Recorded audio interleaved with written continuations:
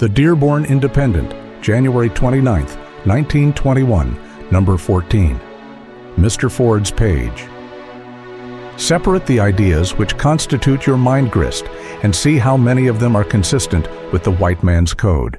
The enemy has slipped in a great many evil seeds, which have sprung up in American thought and have borne poisonous fruit. Have you allowed any to grow in your mind? If you have, you are an outpost for the enemy of every nation that is founded on the white man's code. According to this code, a man must be straight, fearless of any man, vigilant. When he fights, it is the enemy, and not his own kind. The enemy has been too successful in his constant effort to plant enmity among white men themselves. Divide and rule is the enemy's motto. Together we stand is the white man's pledge. Strong efforts have been made to fasten upon the public mind the belief that newness and change spell progress. A state of mind has been generated in which the mere statement, "Oh, that is the way they did it years ago," is considered sufficient to condemn anything. A fever of newness has been everywhere confused with the spirit of progress. For many years, the learned men who were supposed to know more than anyone else about social tendencies were of the opinion that there were mysterious seasons and wind currents in human life, and that these accounted for almost everything, but that these seasons were as unalterable and these wind currents as uncontrollable as those of the natural world. This idea has largely passed away. Most of the manifestations which we see in human life today have been started and promoted by people who know exactly what they want and how to get it. Many of the so-called social tendencies are just as much invented and controlled by human wills as is the organization of a grocery store or an oil stock company. Last year, men wore hats of a certain color, a certain shape, a certain material. One year the tone is brown, the next year green.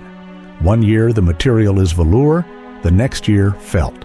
One year a slouchy, rakish form is affected, the next year a shape at once free and neat. Why green hats last year? Was it just an unexplainable fancy of the public that it wanted the color green to predominate that year? Of course not. The public had nothing to say until the hats came on the market. And those who placed the hats on the market had determined a year before what the people should wear. It was a promotion scheme. If you are in the right circles, it is possible for you to get a pretty accurate idea of what the crowds on our streets will look like for several years in the future. These are matters of engineering, not of free taste and tendency. The reasons, of course, are commercial. Hats are no better than they ever were. Materially, they are not as good, except when special prices are paid. The purpose is that a man shall buy several hats a year, 4 or 5. It is not planned that any of them shall last over the year. In case, however, the quality does outlast the year, the style is changed, and that, of course, with people who are easily influenced, puts a perfectly good hat out of commission, so that the basis of more than one line of business involving vast quantities of material and human energy is built not upon the durability of that material and the serviceability of that labor, but only upon the decree of some interested parties that this is old and that is new.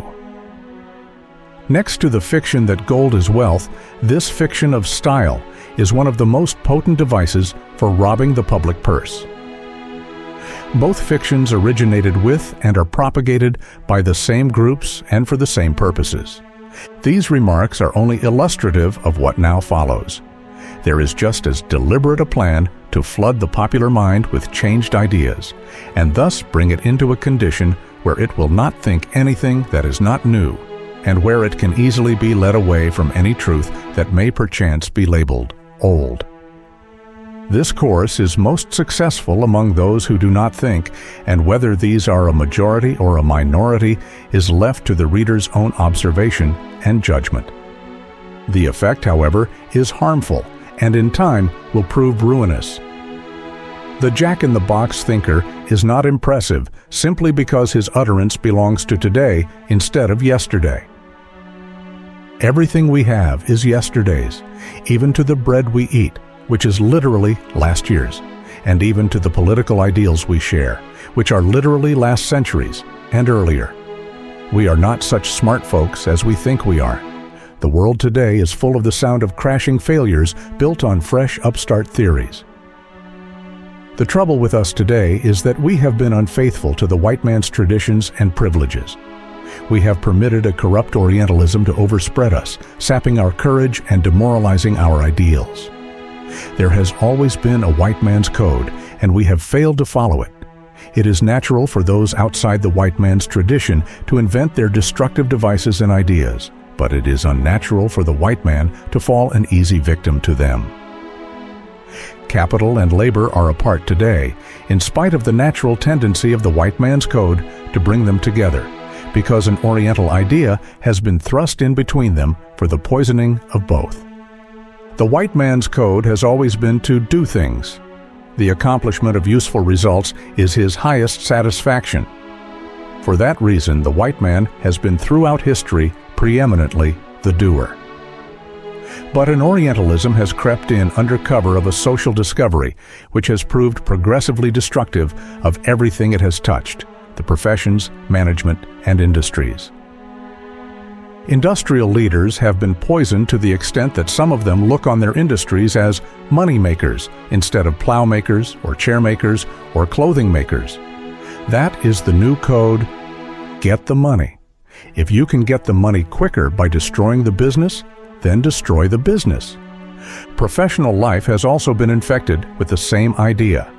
Lawyers once had clients and doctors patients. Now they have customers.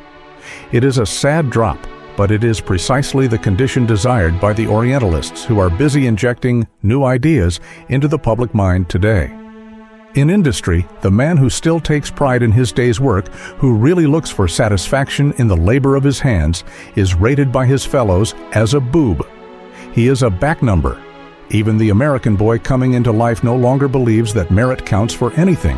He is inoculated by the Oriental virus, which causes him to pull back, remain sullen and stupid, and give as little as he can. At Ellis Island, where formerly the immigrant used to come with shining eyes and hopeful heart, what do we now see? A horde of people who have been systematically educated beforehand in the thought that the United States is a capitalistic country, not to be enjoyed, but to be destroyed. And the very first literature put into their hands on American soil conveys the same idea. We read a great many touching stories in the fiction papers about the hopefulness and longing of the immigrant. The immigrants we have been getting for several years have no hopes nor dreams. They have a program.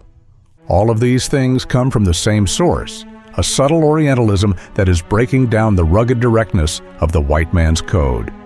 We ought to go back to it. The type that made this country is still here, but its backbone needs stiffening. It needs to hear the call of its own race. It needs to seal its ears against the false cry of peace, peace, when there is no peace. That which we used to recite in the village school, eternal vigilance is the price of liberty, is more than a saying. It is a truth, and its truth is being proved now when liberty is slipping away because of our lack of vigilance, not only, but our impatience with anything that requires vigilance. The white man's code has three main points: square dealing, fear of God, and absolute fearlessness of man, unrelenting vigilance. These 3 points, if practiced today, would cleanse our country of every lurking foe, and the practice of the last point would keep it clean.